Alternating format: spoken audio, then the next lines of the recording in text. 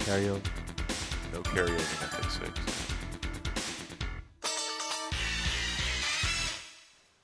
And good afternoon. Welcome to today to Races presented by Fidelity First. I'm Stanton Salter along with our odds maker Keith Fustel. We had an eventful opening day yesterday here at Hi-Ho Pimlico. Trevor McCarthy, the leading rider at the spring meet at Laurel Park. Well, he came out rocking and rolling yesterday. Big 3-win day yesterday for Trevor McCarthy. All 3 wins for trainer Jamie Ness. So Ness and McCarthy with a big day yesterday. Trainer Rudy Sanchez-Solomon, he teamed up for 2 wins with jockey Angel Cruz. So they had a big day. But how about the biggest day of all goes to the 10-year-old Warrior of the Roses, a big win. And yesterday's allowance feature, a big price for Warrior of the Roses. And I hope you are all over the exacta because your get-out horse of the day was the Kenny Decker horse, Bright Lane. You said wheel him top and bottom for the exacta. What'd that exacta pay, $400 or $500 or something? Like my dad told me, you're not the sharpest tool in the shed, kid. So, that was the – no, I did not have that one. But hats off to Warrior of the Roses. We talked about him. One of the coolest horses. He's been around here forever. Took it right to the favorite, Throw the Fade. And those two went out in a little bit of a ding-dong battle. But Warrior of the Roses like a 3-year-old. Boom, opened up 4 or 5 past the 8th pole and held sway late under a drive. Good ride by Cedeno. Kept this horse into it every step of the way. He responded off the shelf. Congrats to them. Like I say, Trevor just rolling right along. Ness looks like he's in store for a big spring and summer. Trevor almost had 4. He just missed the opener. Grandiflora just got beat a whisker. Hammy got you started yesterday with a big, what was it, a $29 winner. So for I Ain't Never, Hammy and Goree score at a big price. The bug boy, Julio Correa riding well. From the outside, got up. Yep. All right, so it's a little South Carolina special for the opener yesterday. All right, so that was all yesterday. Let's show you what's going on today. We have that popular national wager, the Stronach 5. Pimlico is going to be a part of it. It's a $100,000 guarantee, and just like all the pick 5s here at Pimlico, industry low 12% takeout. Let's take a look at this week's lineup for the Stronach 5. It starts, so we have the lineup, I believe. Okay. Maybe not. We'll just, there's the lineup. All right, starts at Gulfstream Park, race 9 at 5:30 Eastern time. Then Pimlico's the second leg, Pimlico race 9. And then Golden Gate Fields, race 5. Gulfstream Park, race 10. And Santa Anita Park, race 6 is the 5th and final leg of the Stronach 5. So I'll have a ticket.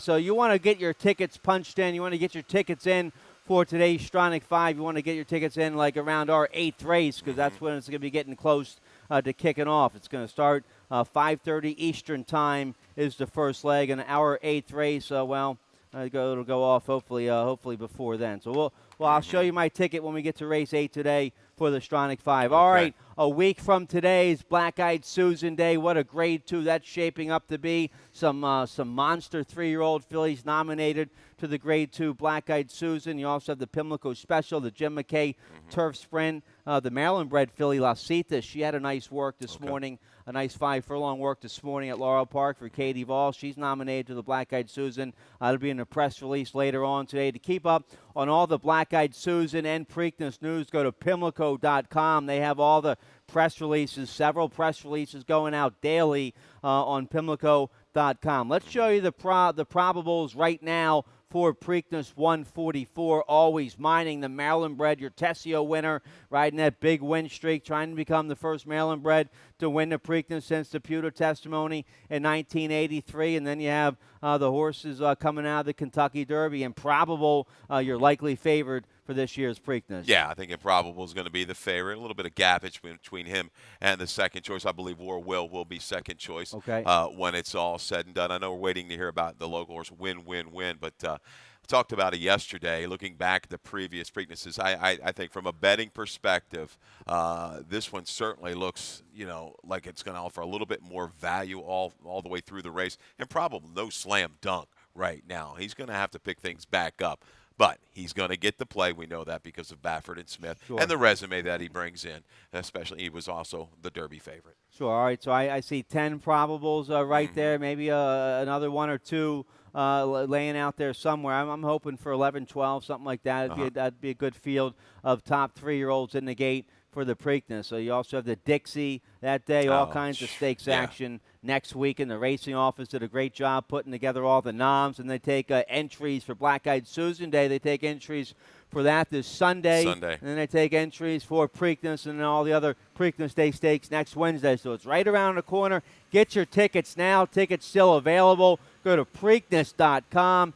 Preakness.com for all your tickets and information about tickets. Tickets still on sale for the Turfside Terrace. That's one of the most popular tickets in the house. That's right on the inside of the turf course. All you can eat, all you can drink in the Turfside Terrace. So go to Preakness.com for all that. Tickets still on sale for the Infield Fest as well. So Preakness, a week from this Saturday. Get your tickets now. Let's get right to it today. Beautiful weather right now. Gorgeous right now. Let's show you a picture of both tracks. We'll be fast and firm on this Friday afternoon of racing. Absolutely. The turf course, beautiful. I mean, I'd put this up against any turf course right now. Sure. Another way, just plush.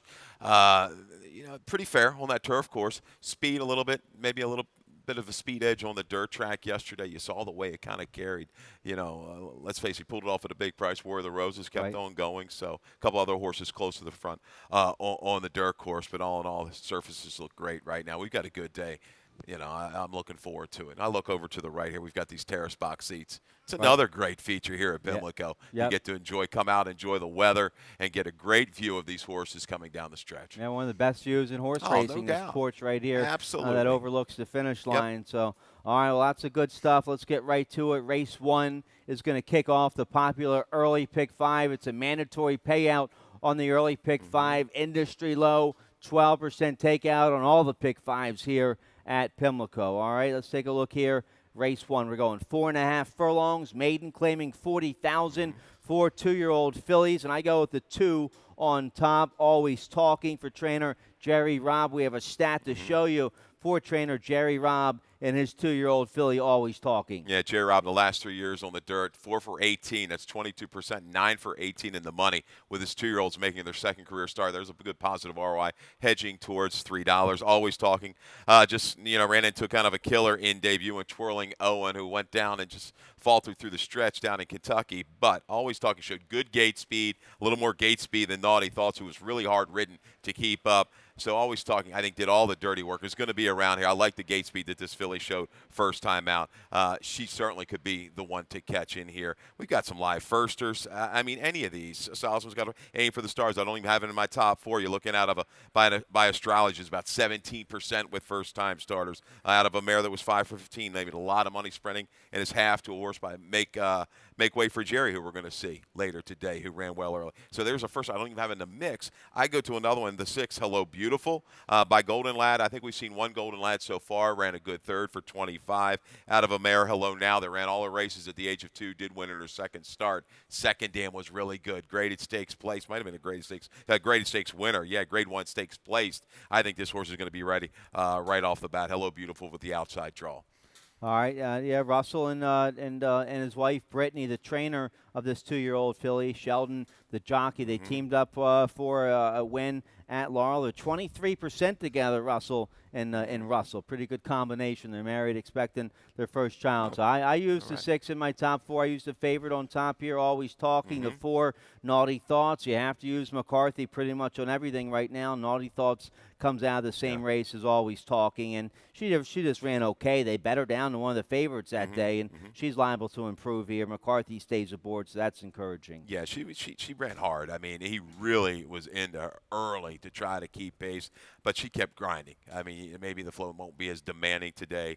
Even the one I threw in as a long shot, this horse picked it up pretty good from the quarter pole home after checking pretty sharply midway on the turn. That's Lady George for your favorite trainer, Carla Morgan. Right. I shouldn't even bring that up. But Lasix goes on today. A little bit of late life. Might be that user underneath in your exactas and tries. But to me, the one to beat, clearly the 2 off of experience. Some of these firsters bringing an interesting resume to the table. All right, so nice group of maiden 2-year-old fillies to kick off the early pick 5. You like the early pick 4. That starts in race 2. We're going 6 furlongs on the main track. Let's check out your early pick 4 ticket, see how you played it. Yeah, everybody's probably going to jump on Claudio here with in arrears. I go 4 deep, 1, 2, 6, 7 to get you started.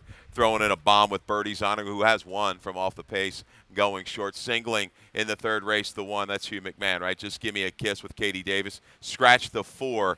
out of race number 3 today. Race 4, we're going to go 2 deep. Dazzling, Okie, and Federal Walk. They look like the 2. Federal Walk, clearly the one to beat, the one to catch. In the 5th race, we go 1, 3, 4, 9, kind of a wide open mile race on the turf for the fillies and mares. $16 though. We hit the early one yesterday. Made a little $35 profit. We weren't going for the downs, but gave you some money to kind of churn and burn the rest of the way. Put that back into the Warrior of the Roses Bright Lane exacta.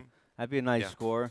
All right, let's take a look here at the second race. 6 furlongs, claiming 16,000 3-year-olds and upward. Nice group here. I go with the favored Claudio in arrears. 1 for 1 here at Pimlico. Victor Carrasco will ride a good third on the turf last out. Now back to the main track, and Claudio going turf to dirt, 34% and a positive ROI. So that's enough for me. I go with the 5-year-old who's made over $250,000.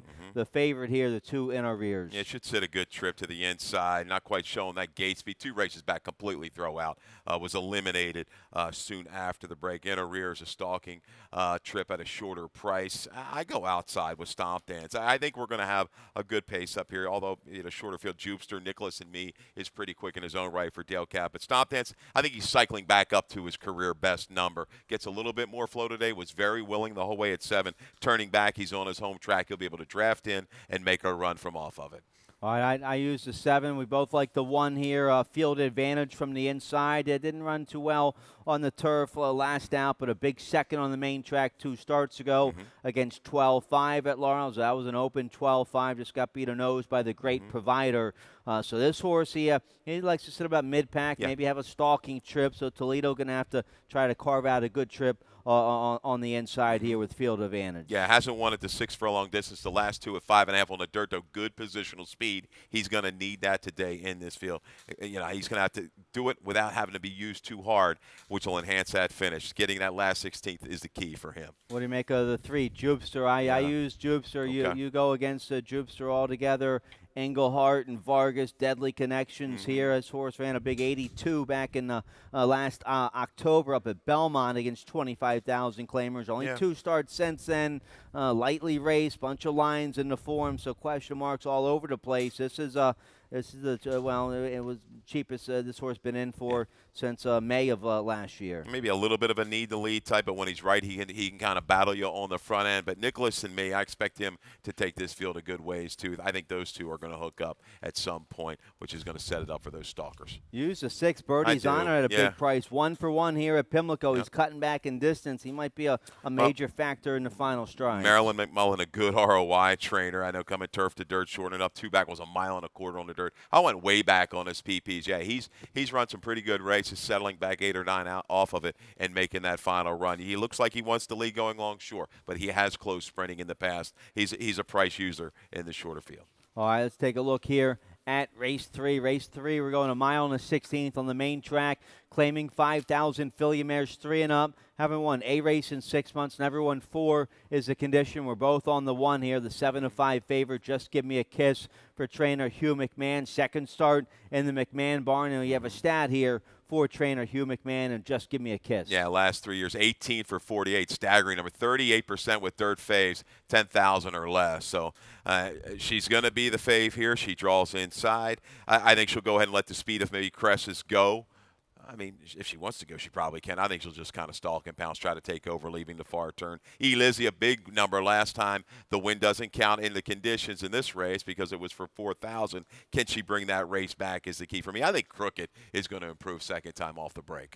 Crooked, and you get the Antonio Quills, the bug rider for Linda Albert. Linda Albert with a nice win last Sunday or last weekend at closing weekend at Laurel Park. I used the 3 Crooked, a couple good seconds here at Pimlico. So we like the same 4 runners there in the 3rd with the favorite Just Give Me a Kiss on top. Let's get a quick commercial break. When we come back, today's 20-cent Rainbow Pick 6 and the middle Pick 4. They all start in race 4. A nice nickel starter going 2 turns. We'll take a look right after this.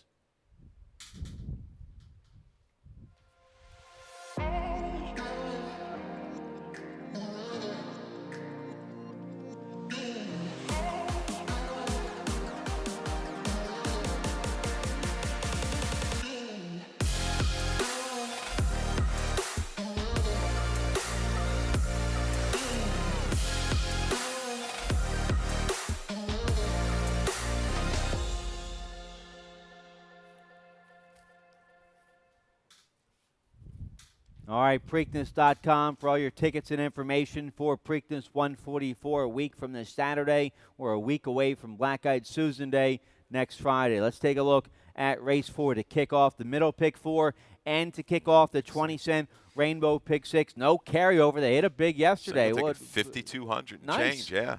$5,200 score in the pick 6 yesterday, so we'll start fresh once again, but jump on in. The handle, by the way, was huge yesterday. We were up over $1 million yesterday in handle on opening day. The multi-race wagers, they were through the roof. They bet 50-some thousand in the early pick 5. They bet a little over 80,000 in the late pick 4 yesterday, and some good action in the pick 6 yesterday. And you had a big payout. So it starts here in race 4. You saw the smattering, a couple bombs worked in with some shorter prices. Right. And then that's what you're going to have throughout these racing cards, even moving forward, doing the lines for Saturday's races, Sunday's races. I mean, Sunday's card, to me, was very hard to work out the morning line, much less handicap the field. So that gives the bettors an opportunity. You don't have to have bang-up 12-horse fields all the way through. You want evenly matched fields. You're going to have some value. You can pick and choose your spots, and there you have it yesterday with a handle that was through the roof. Yep, the huge handles. Let's keep it going today here. Race 4, one of the features of the day, a 5,000 starter allowance, 3 and up, going a mile and a 16th. And let's start with your top pick, and because this horse is going to be tough to beat. We have a video spotlight on the 6th Federal Walk. You're 9-5 favored for this race. Yeah. Here's the race last out late April at Laurel Park. Yeah, and Federal Walk kind of did all of the dirty work up front. Was just off the pace, made a move into those fractions. 23, 46, 4, 11 and 3. Here comes Bobby G on the outside. But Federal Walk in between horses past the 8th pole. Really not giving up that much. And that was off of a break. I know this isn't the best angle for Linda of recent note, but Federal Walk, she got this horse in really, really good form. Bowman's Beast, the 5-horse in here, does show some speed. I don't think Federal Walk is going to have anything close to that. Is severe up front. I think he'll bounce back today.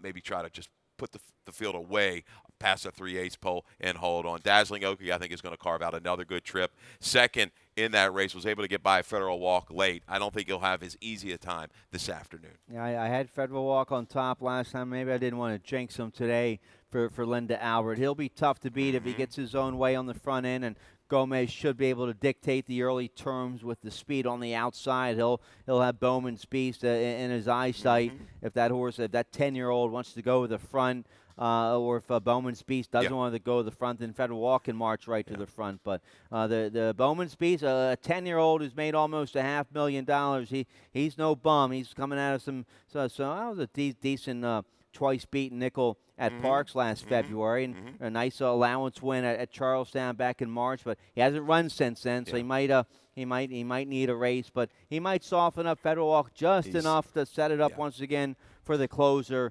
Dazzling Oki with the bug boy Victor Rosales. Yeah, that horse, he's given 2 good trips. Had a little trouble 2 races back. Victor got this horse to settle and finish. Then last time out, another good trip after some early trouble, a little bounce around out of the gate. So Dazzling Oki is holding good form. Third off the claim here for Wayne Potts. Wayne Potts he's one of the top trainers. You claim that at nickel 7,500 range. He doesn't miss. I mean, he does very, very well with those kind of horses. And you can get guys into the game, too. That's another thing from an owner standpoint. Hey, I don't have $25,000 to claim a horse. I know what it costs for the monthlies, but the purses are good here. The structure's good. You can do okay. You can grind it out and have a lot of fun in this game, picking and choosing. You team up with a guy like that, hitting that kind of rate with those nickel claimers, you're going to do okay. And those kind of races, the bread and butter as far as handle-wise, they get big handles. The biggest handle yesterday was the Maiden 10 that I think did around $600,000 in handle yesterday. All right? It's strong. Yeah, no, it's very big handle. All right, let's take a look here. All right, we covered the 4th. We like the same 4 horses there. It's a nice nickel starter to kick off the pick 6. Let's turn the page here. Race 5 kicks off the late pick 5. No carryover in the late pick 5. Industry low 12% takeout. What did it pay yesterday? $22,000? Yeah. The late pick 5. They and whoever did it, they came up with Warrior of the Roses. They came up with Joey Gotcha for Adolfo Sanchez Salomon at a big price. That was a race we hope you were on with us on that race, the 4-horse exact and Tribox, you name it. we were kind of over that one. Exactly paid 300 and change with the Tony Farrier horse second. So, yeah.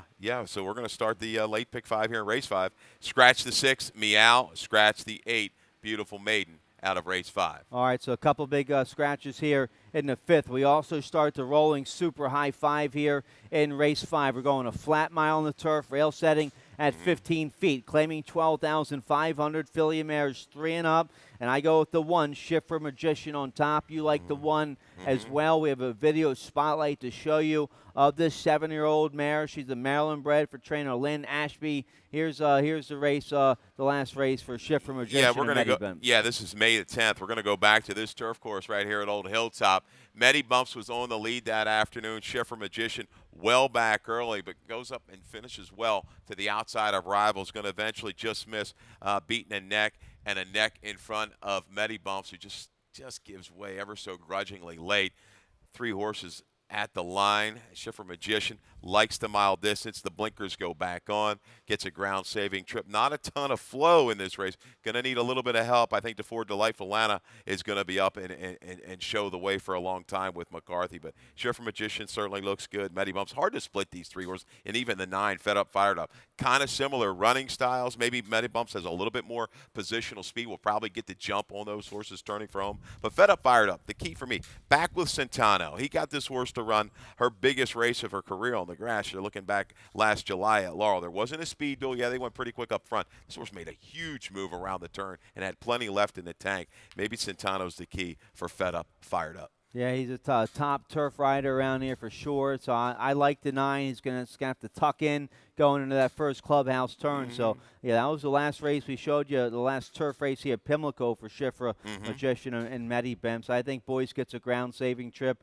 on Shifter Magician. The blinkers go back on today. She's done her best running with the blinkers. But Centeno, he is so tough on the turf. I like Fed Up, Fired Up. We both like the 3 and the 4 as well. We talked about Medi Bumps. The 4, Delightful Lana. Yeah, you have to like the 4 at a big price with McCarthy aboard. Yeah, right? I think, she'll come down certainly now because of the scratch. And, I probably had her line a little too high to begin with. I'm probably seeing it maybe that 5 or 6 range when it's all said and done. Yeah, she was well beaten on the turf at 15-1. But she is the speed of the speed in this race, and McCarthy could certainly team up and get her to rate a little bit and take her a longer way. Medi Bumps. I call her Medi Bumps every time. So I'm sorry. My apologies to Joe Biesecker and everybody else. That's Mr. Biesecker. As long as you spell it right on the check for Mr.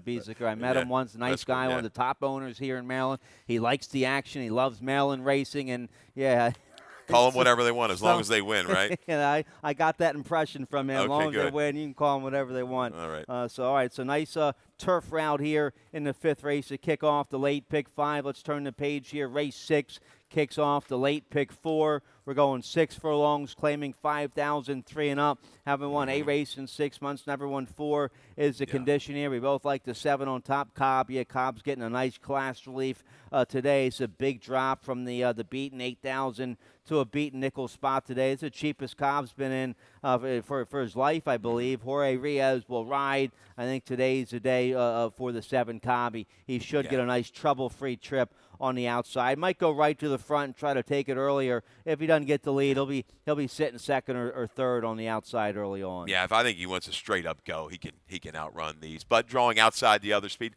he'll just leave it up to Ruiz. Maybe he'll just sit, nurse a little bit, and like I say, that little knockout punch around the turn. Salzman Jr. has had a really good year thus far. 11, 46, 24%, hitting at a good clip. Cobb is trying. He's just running against a little bit better horses. I know he's over at the distance. I think this is the right kind of group for him. If he's 95%, I think he can take him home and last through that final 1/8 of a mile. All right, so we both have the 7 on top. Now, I didn't use the 8. You have the 8 in your exact. This is a big field here in race 6. The 8's fantastic. Yeah, trains here for Ann Merriman. First off the claim, fresh and rested for the Pimlico meet. Ann almost got the money yesterday with Grandi Flora. Yeah, it's fantastic. I go back to that race in December with trouble with Trevor. Was able to kind of carve out shifted outside and really came on late in a pretty good effort. Back with the barn, so he's familiar with here, familiar with the racetrack. It's fantastic. Your price user somewhere from mid-pack. All right, so we both like the one here, Frida Trump for Claudio Speed on the inside, and this 4-year-old son of Freedom Child, he'll be dead fit. A big win last out, wire to wire, going a mile. Now he's not going to go wire to wire, going 6 furlongs. His last race, going 6 furlongs, he won at Laurel, rallied from off the pace that day. Now I don't want to see him. I don't want to see him fall that far back today. Hopefully the Bug Boy Quills can get him out in good order and be sitting no worse than third early on here with the one. Yeah, you go way back to the maiden score. He showed that kind of gate speed. He really hasn't shown it of late. Now, that's the biggest concern for him is being shuffled back nearing that far turn because I don't think he's got the first quarter speed as some of these other horses.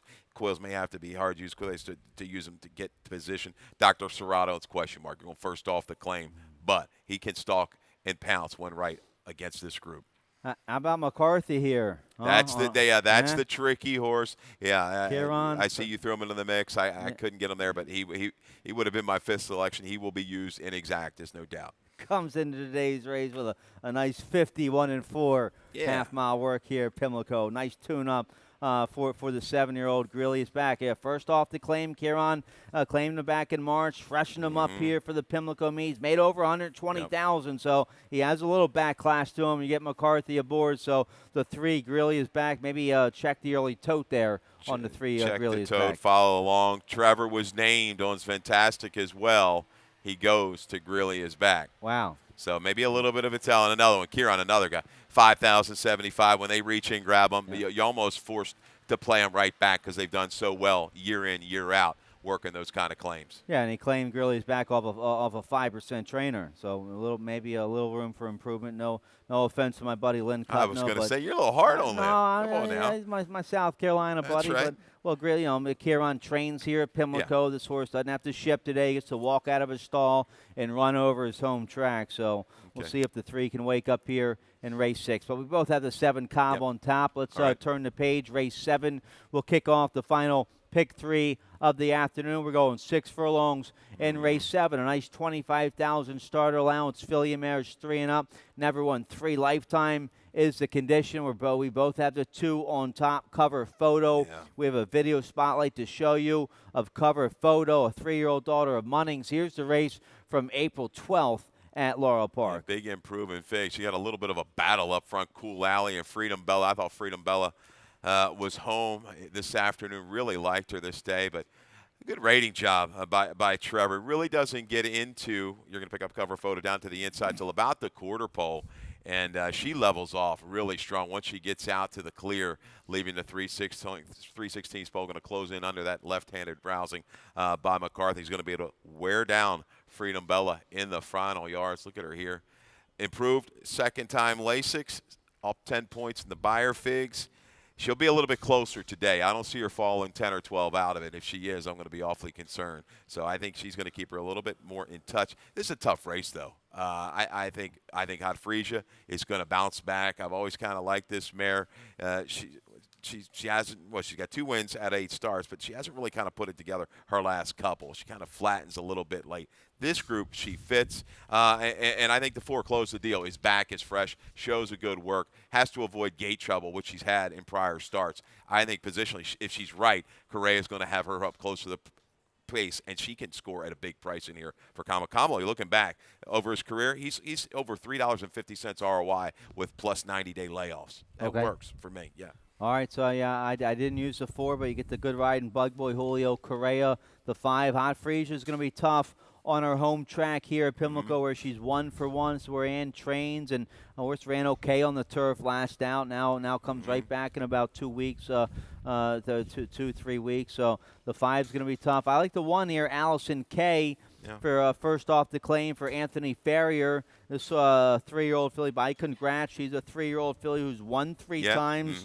She has some early speed. Sheldon Russell will ride. She'll be a factor up front early on from the inside here, the 1, Allison K. Yeah, one of 2 horses in here that have won 3 races, the other being the Michelle Nevin horse, who I think is going to be part of the pace flow as well. She's going to have to improve a little bit, Allison K. I think cover photo's moving in the right direction. Close the deal's your price. Hot Frisia brings her best race. She wins it. I mean, she's got, you look at the numbers, the race against Bell's Irish Fancy, that'll beat this group. Yeah, she won an allowance race last September at Laurel. So nice, nice starter allowance there in the 7th. Let's turn the page here. Race 8. All right, now when we get to our race 8 here at Pimlico today, start thinking about getting those Stronach 5 tickets punched through the window as the Stronach 5 starts at Gulfstream Park today. Race 9 is the first leg. That'll go off at about 5:30 Eastern Time. It's a $100,000 guarantee for the Stronach 5. They've been betting way over that into an industry low 12% takeout. There's the lineup of races. Gulfstream Race 9 kicks it off 5:30. Then Pimlico Race 9 is the second leg. All right, then we go to Golden Gate Fields Race 5, then Gulfstream Race 10, and then Santa Anita Park Race 6. There's the lineup of races for the Stronach 5, 4 different racetracks, some big fields on the turf. I have a ticket for the Stronach 5. Let's take a look. An $81 ticket. I go 3 deep in the first leg at Gulfstream. I like the 1, 2, and the 11 there. All right, then my single, my best bet of the day is in the Pimlico leg of the Stronach 5. Pimlico Race 9, nice allowance race, going 6 furlongs. Nice single on the Maryland bred there. The 9, that would be grand with Trevor McCarthy aboard for Dale Capuano. Then Golden Gate Fields, nice allowance race going long on the turf. I go 3 deep there with the 3, 7, 10. Back to Gulfstream. I go 7, 8, 9 in leg D. And then Santa Anita, nice allowance race going a mile on the turf. I go 3 deep there with the 189. So at $81 ticket, you can study my tickets some more on the Pimlico.com website underneath the handicapping section. Let's take a look here now at Pimlico's Race 8, which is when you want to start getting those Stronach 5 tickets punched in. Race 8, we're going 5/8 on the turf, rail setting at 15 feet. Maiden claiming 40,000, 3 and up. We both like the 8 here. Love Me Thrice. This horse well bred to like the turf.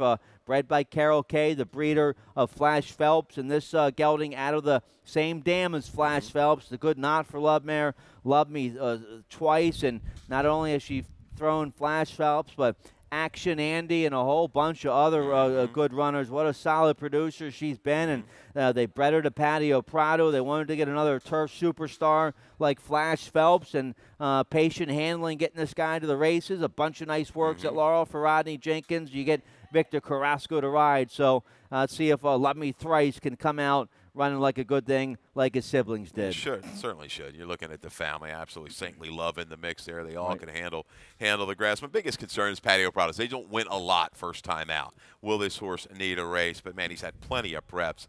He should be good to go and bring a good race today. Time flies by. Turning back in distance to 2 is going to be your favorite coming in from the fairgrounds. Middle moves at that mile distance, keying up against some horses that have gone on and done well. So I think he's going to draw a ton of play with Trevor.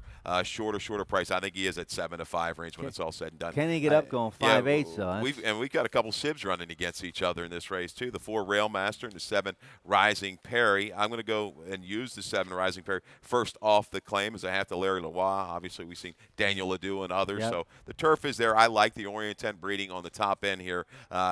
Will move up, I believe, on the turf and hold some value. Especially, we're going to have that horse in that short range, 7 to 5, 6 to 5. I didn't use the horse, but well bred for the turf. The barn's on a roll. 26% winners this year for the Dilla DeVico barn. They blew it up in the feature yesterday with the 10-year-old Warrior of the Roses. You get Caramanos. All right, I might have overlooked the 7 Rising Perry a little bit there. You'll get a decent price. We both like the 8. The 2 is going to be the favored.